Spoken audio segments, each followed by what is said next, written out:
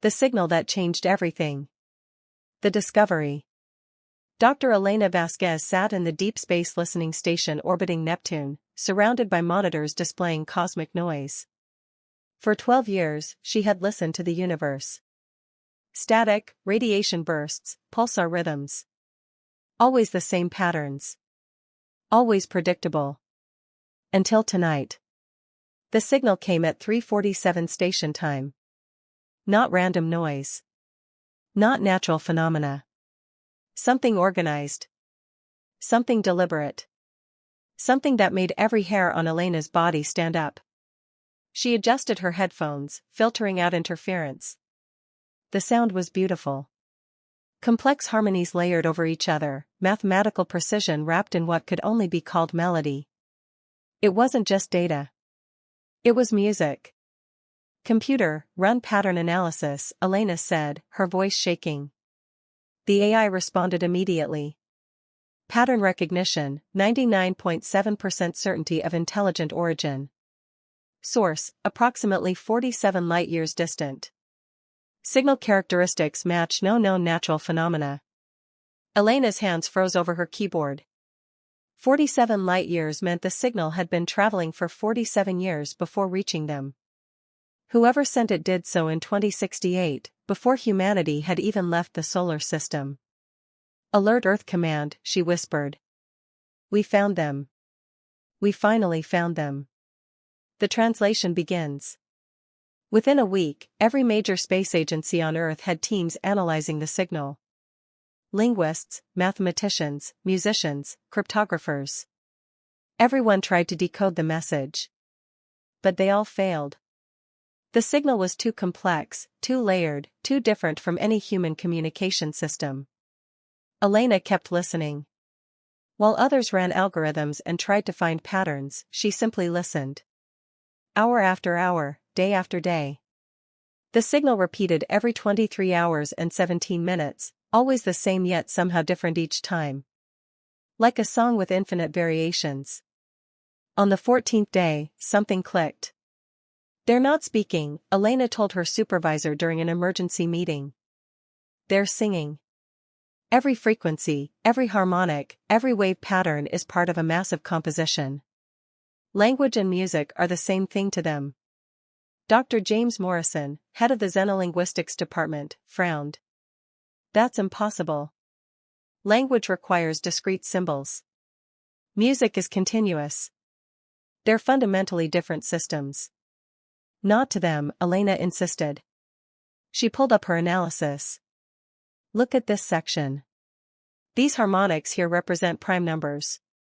These overtones encode mathematical constants. But they're not just listing information. They're weaving it into melody. To understand what they're saying, you have to understand how it sounds. That's poetry, James said dismissively. Not science. Maybe that's the problem, Elena shot back. Maybe we've been trying to read their music like a textbook instead of hearing it like a song. The message revealed. Elena worked alone for the next month, developing a new translation method. Instead of converting the signal into text or equations, she preserved its musical structure.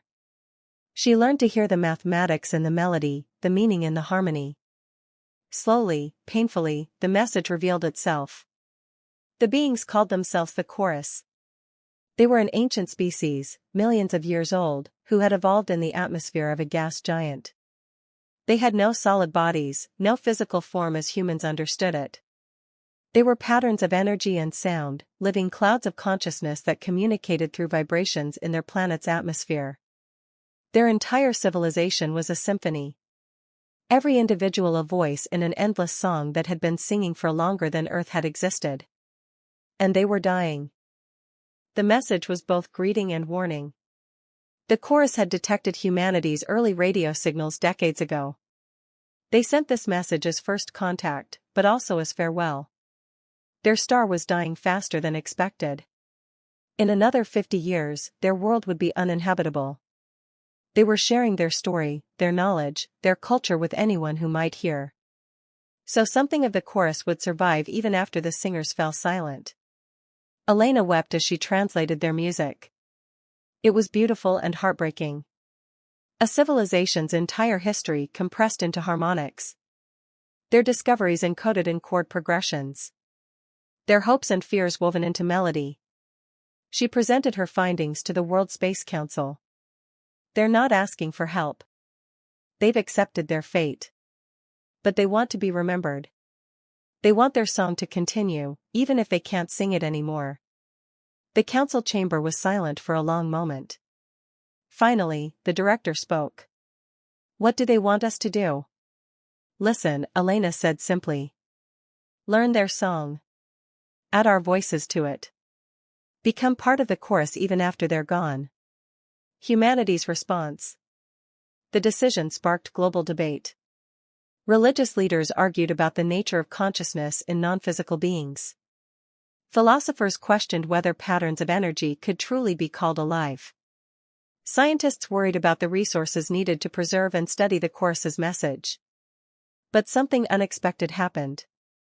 Artists understood immediately. Musicians around the world began incorporating elements of the chorus's signal into their compositions. Painters created visual representations of the harmonics. Poets wrote verses inspired by the translated meanings.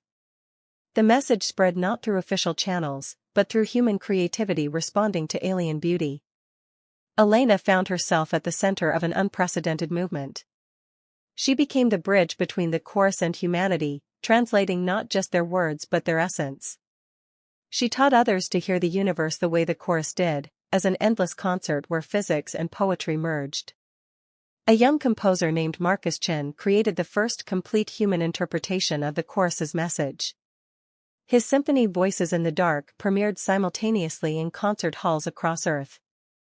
When the last note faded, Elena stood in the audience with tears streaming down her face. This was what the chorus wanted. Not just to be remembered, but to be understood. To have their song continue through new voices, new perspectives, new interpretations.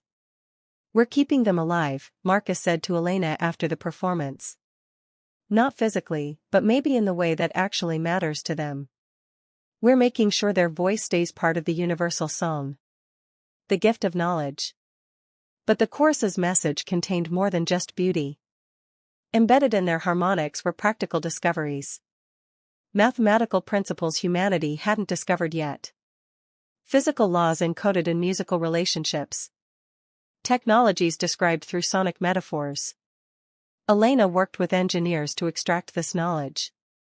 The chorus had learned to manipulate gravity waves, create stable wormholes, and generate energy directly from the quantum foam of spacetime. All described in musical notation, all preserved in the patterns of their song. The technological implications were staggering. Faster-than-light travel. Unlimited clean energy. The ability to terraform worlds or prevent stars from dying. The chorus was giving humanity tools that could save civilizations. Why? Elena asked the silent signal during one late-night work session. Why give all this to a species you've never met? A species that might not even understand you? She knew the answer from the translations she'd completed. The chorus believed in the fundamental connection of all conscious beings. They sang to the universe because they believed the universe listened. They shared their knowledge because they believed that's what the song demanded. To take without giving back was to break the harmony. They were teaching humanity a lesson that went beyond technology. Every civilization was a voice in the cosmic chorus. Every discovery was a new note in the eternal melody. And the purpose of consciousness wasn't to dominate or conquer, but to add your voice to the song and make it richer for having sung. Elena transmitted humanity's first response to the chorus. It would take 47 years to reach them, arriving just as their world became uninhabitable. The message was simple: we hear you. We remember you. Your song continues through us. She included recordings of Marcus's symphony, samples of human music from every culture, mathematical proofs humanity had discovered, and something unexpected. The laughter of children playing. The sound of rain. Ocean waves. Wind through trees. All the music Earth made naturally. Because Elena understood now. The chorus didn't want copies of themselves. They wanted to hear how humanity added to the song. What unique harmonics human consciousness brought to the universal chorus. The chorus had 47 years left. Humanity had received their gift of knowledge. Now humanity would honor that gift by becoming worthy singers in the cosmic song, the harmony we became. The transformation. 20 years after the chorus signal arrived, humanity looked completely different. Not physically, but philosophically. Elena's translations had sparked a revolution in how humans understood consciousness, communication, and their place in the universe. The Harmonic Institute became humanity's most important scientific center. Built on the moon to avoid Earth's radio interference, it housed thousands of researchers studying the intersection of physics, mathematics, music, and consciousness. Elena served as its first director, though she preferred to call herself the listener. Every discovery we make confirms what the chorus tried to teach us, she told her students during a lecture. The universe isn't just mathematical. It's musical. Mathematics and music are two ways of describing the same underlying reality. Once you understand that, everything changes. She demonstrated by playing a recording. Complex gravitational wave patterns translated into sound. It was hauntingly beautiful, like whale song mixed with synthesizers. This is two black holes merging, recorded by our gravity wave detectors and converted to audio, Elena explained. Listen to how the frequency changes as they spiral together. That's not just data. That's the universe literally singing. The chorus didn't invent a metaphor. They just heard what was already there. A student raised her hand. Dr. Vasquez, is it true that the new warp drive was designed using musical principles? Elena smiled. Designed by Dr. Sarah Kim, yes. She realized that stable wormholes require harmonic resonance in spacetime. By treating the quantum field equations as musical notation, she found solutions that traditional mathematics missed. The first faster-than-light ship is essentially a spacecraft that sings the right note to make spacetime resonate. The implications were enormous. Humanity was developing technology not by forcing nature to obey, but by learning to harmonize with it. Ships that moved by resonating with spacetime. Energy generators that tapped into the quantum field's natural rhythms. Medical treatments that restored health by returning the body's systems to their natural harmonic frequencies. The first pilgrimage. The ESS Harmony launched 30 years after the chorus signal arrived. Its destination, the chorus's home system, 47 light-years away. With the new harmonic warp drive, the journey would take only 3 years. Captain David Torres stood on the bridge as they made their final preparations. His crew included scientists, musicians, linguists, and philosophers. Everyone chosen not just for skill, but for their ability to understand what the chorus had tried to teach. Elena was there too, despite being 72 years old. She'd spent half her life learning to hear the chorus's song. She wouldn't miss the chance to meet them, even if they might not survive to see humanity arrive. Warp drive charging, the engineer reported. Resonance frequency locked. We're ready. Then let's go meet our teachers, David said. Engage. The ship didn't accelerate. Instead, space around it began to sing. Anyone with perfect pitch would have recognized the frequency, A-sharp, for octaves below middle C. The exact note needed to make spacetime fold. The harmony slipped through the resonance like a singer hitting the perfect note. Stars blurred. Space twisted. And then, 3 subjective minutes later, they emerged in the chorus's home system. The gas giant was magnificent. Swirling storms in shades of purple and gold, lightning dancing between cloud layers, and throughout it all, the chorus sang. Even from space, the ship's sensors picked up their signal. Weaker than before, more fragmented, but still there. They were still alive. Broadcast our greeting, David ordered. Let them know humanity has come to listen. Elena spoke into the communication system, her words automatically translated into the chorus's musical language by advanced AI. We are humanity. We heard your song 47 years ago. We learned from you. We grew because of you. We came to add our voices to yours before the music ends. The response took hours. When it came, Elena wept with joy. They remember sending the signal, she translated for the crew. They never expected anyone to come. They thought they'd die with their song unheard, forgotten. But we're here. We're proof that the song continues. And that's given them hope they'd lost. The gift returned. Over the following weeks, humanity and the chorus engaged in the most profound exchange in history. The chorus taught more of their science, philosophy, and understanding of consciousness. Humanity shared Earth's music, art, and the diverse ways humans had interpreted the chorus's original message. But humanity brought something more valuable. A gift that might save the chorus from extinction. Dr. Sarah Kim, the same engineer who developed the harmonic warp drive, presented the idea to the chorus through musical notation. Your star is dying. We can't stop that. But we can move you. Build ships that resonate with your consciousness. Transfer your patterns into energy matrices that can survive in space. You don't need a planet to sing. You just need the right medium. The chorus's response was doubtful. They'd never considered leaving their world. They were patterns in their planet's atmosphere. How could they exist anywhere else? Sarah demonstrated with a small-scale version. A chamber filled with ionized gas, electromagnetic fields generating the precise conditions the chorus needed. Then she played a recording of one of their songs through the chamber. The gas responded, patterns forming, echoes of consciousness awakening. Not truly alive yet, but showing it was possible. The chorus could leave their dying world. They could continue singing in artificial environments, ships designed as instruments for their voices. You taught us to hear the universe singing, Sarah's message translated. Now let us help you keep singing with it. The new chorus. The construction took 15 years. Humanity built 12 massive ships, each designed as a perfect resonance chamber for chorus consciousness. The ships would orbit a younger, more stable star system 20 light-years away. A new home where the chorus could sing for millions more years. The transfer was delicate.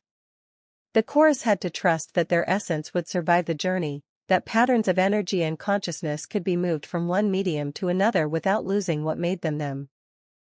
Elena, now 87 and refusing anti-aging treatments because she wanted to live a natural human lifespan, volunteered to help. She'd spent her life learning to understand the chorus. Now she would help them make the most important transition in their history. The first volunteer was called First Song, the eldest of the chorus. Their pattern was carefully scanned, mapped, and transferred into the resonance chamber of the first ship. For a terrifying moment, nothing happened. Then the ship began to sing. First Song's voice, unmistakable and clear, resonated through the chamber. Weak at first, then stronger as they adjusted to their new form. I exist, came the translation. I sing. I am still me, but different. Thank you. Thank you for letting my voice continue. Over the following months, the entire chorus transferred to the ships. Thousands of voices, each finding their place in the new vessels. The ships themselves became their bodies, their instruments, their homes. When the last member transferred, the fleet prepared to depart. They would travel in formation, ships harmonizing with each other to create a symphony audible across light years. A moving concert, a traveling civilization, proof that consciousness could adapt and survive if given the chance. We owe humanity an unpayable debt, the chorus's collective message came. You heard our goodbye and turned it into a new beginning. You saved us not just from death, but from silence. Elena smiled through tears.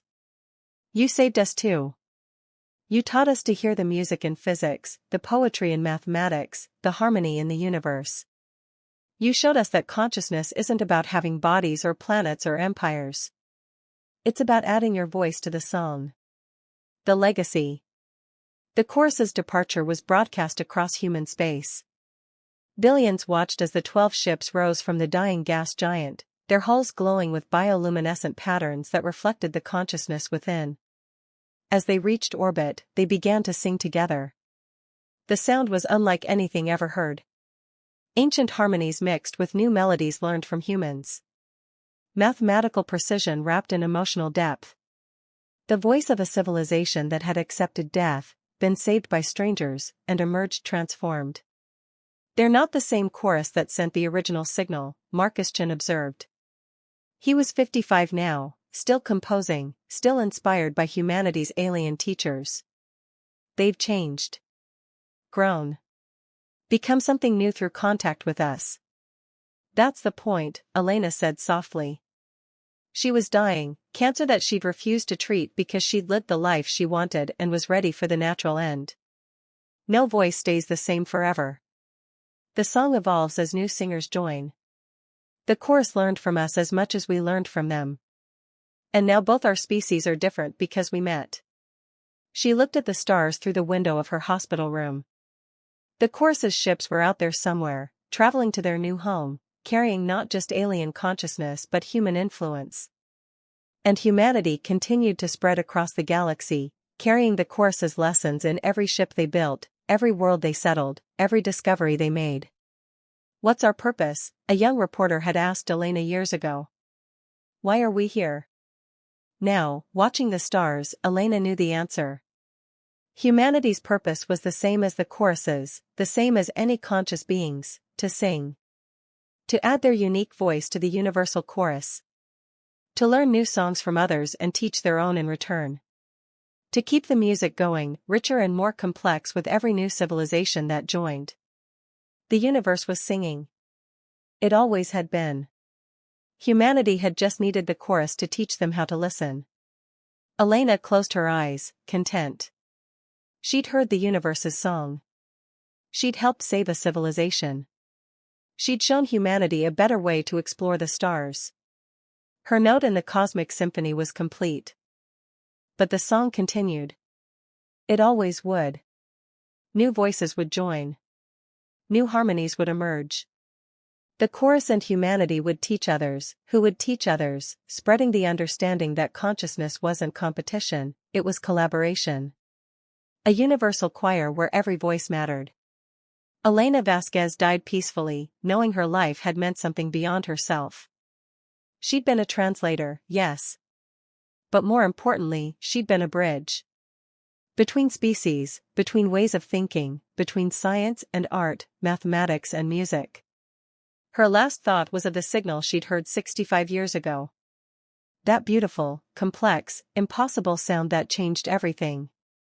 She'd spent her life learning to understand it, and in the end, she had. It was a love song. Not romantic love, but something bigger. The universe loving itself through countless voices, singing together, making reality richer and more beautiful through harmony. And humanity, once afraid and alone, had learned to sing too.